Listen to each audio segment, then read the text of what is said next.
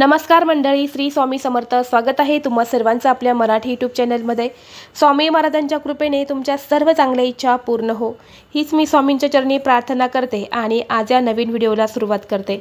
उद्या आहे 6 फेब्रुवारी, वार मंगळवार आणि या दिवशी आलेली आहेत षष्ठीला एकादशी. वर्षामध्ये एकूण 24 एकादशी येतात आणि प्रत्येक महिन्यामध्ये 2 एकादशी येतात.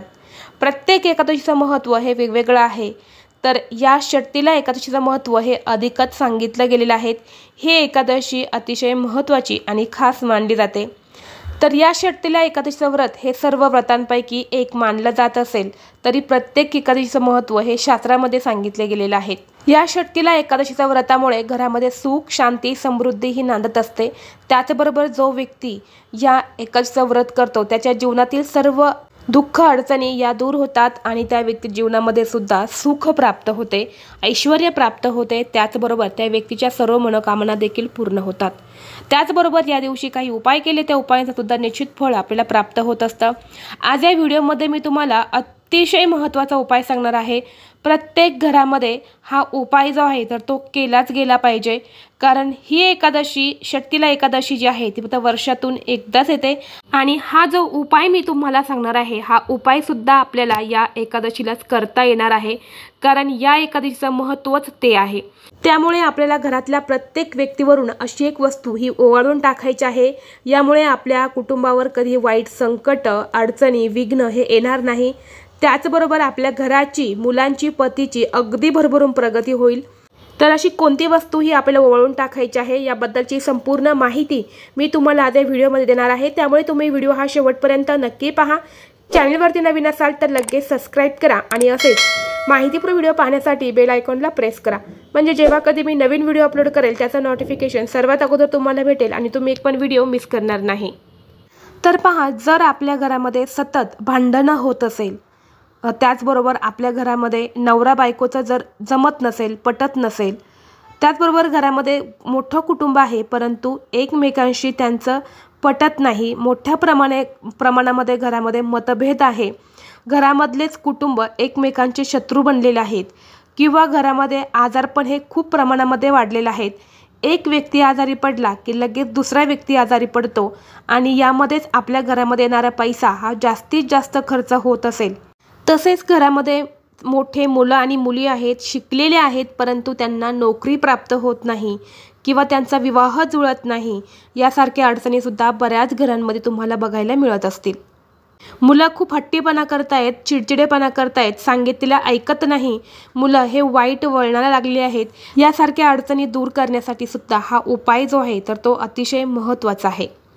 तसेच घरातल्या प्रत्येक व्यक्ती भरपूर कष्ट आणि मेहनत करतो परंतु त्या व्यक्तीच्या कष्टाला आणि मेहनतीला योग्य ते फळ प्राप्त होत नाही किंवा कष्ट आणि मेहनत करूनही आपल्या घरामध्ये पैसा येत असेल आणि तो पैसा हा टिकत नसेल. आपल्याकडे आज 10,000 रुपये आले, उद्या सकाळी अशी काहीतरी अडचण येते की पुन्हा ते 10,000 रुपये आपल्या घरातून निघून जातात किंवा आपल्या हातातून जास्त प्रमाणामध्ये पैसा खर्च होणे. यासारख्या सर्व समस्या दूर करण्यासाठी हा उपाय आपल्याला उद्या सायंकाळी 4 वाजल्यानंतर करायचा आहे. सकाळी हा उपाय आपल्याला करता येणार नाही. सायंकाळी तुम्ही 4 नंतर रात्री 12 वाजेपर्यंत तुम्ही कधीही हा उपाय करू शकतात. हा उपाय करण्यासाठी तुम्हाला एक मूठभर तीळ घ्यायचे आहेत. काळे आणि पांढरे अशी 2 तीळ जे आहेत ते मिक्स करून एकत्र आपल्याला मूठभर घ्यायचे आहेत. जर तुमच्याकडे दोन्ही तीळ नाही, पांढरे किंवा काळेच आहे तर काहीच हरकत नाही, तुम्ही पांढरे किंवा काळे एक तीळसुद्धा घेऊ शकतात किंवा दोन्ही प्रकारचे असतील तुम्ही दोन्ही प्रकारचे घेऊ शकतात. मूठभर तीळ उजव्या हातामध्ये घ्यायचे. यानंतर घरातल्या प्रत्येक व्यक्तीवरून आपल्याला 7 वेळा उतरवून घ्यायचे आहे. डोक्यापासून ते खाली पायापर्यंत तुम्हाला 7 वेळा उतरवून घ्यायचे आहे. मूठभरच तीळ सगळ्या व्यक्तीवरून उतरवायचे आहेत. प्रत्येक व्यक्तीसाठी वेगवेगळे तीळ तुम्हाला घेण्याची गरज नाही.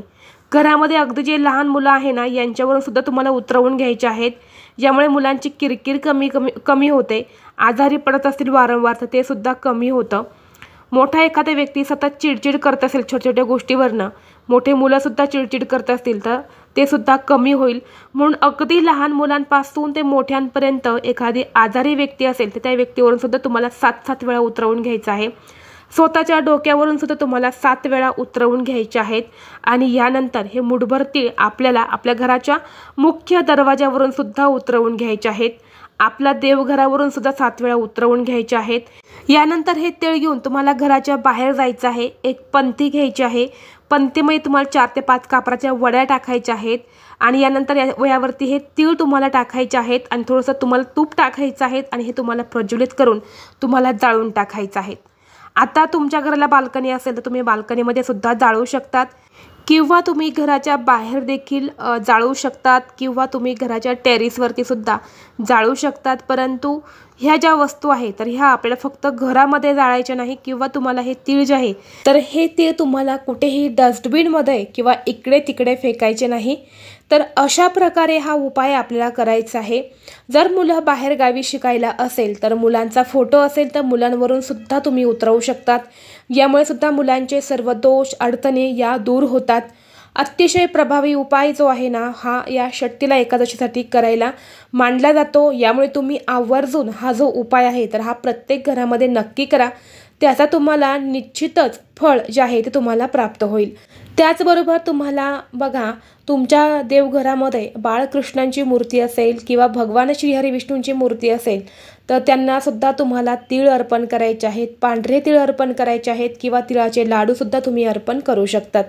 ज्या प्रकारे मकर संक्रांतीला तिळाचं महत्त्व आहे त्याच प्रकारे या षष्टीला एकादशीला सुद्धा तिळाला अतिशय महत्त्व दिलं जातं।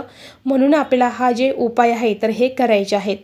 जर तुम्हाला हा व्हिडिओ आवडला तर व्हिडिओला लाईक करा, चॅनलवरती नवीन असाल तर सबस्क्राईब करा आणि असेच माहितीपूर्ण व्हिडिओ पाहण्यासाठी बेल आयकॉनला प्रेस करा। चला तर मग भेटू असंच पुढल्या एका नवीन व्हिडिओमध्ये। तोपर्यंत सर्वांना श्री स्वामी समर्थ।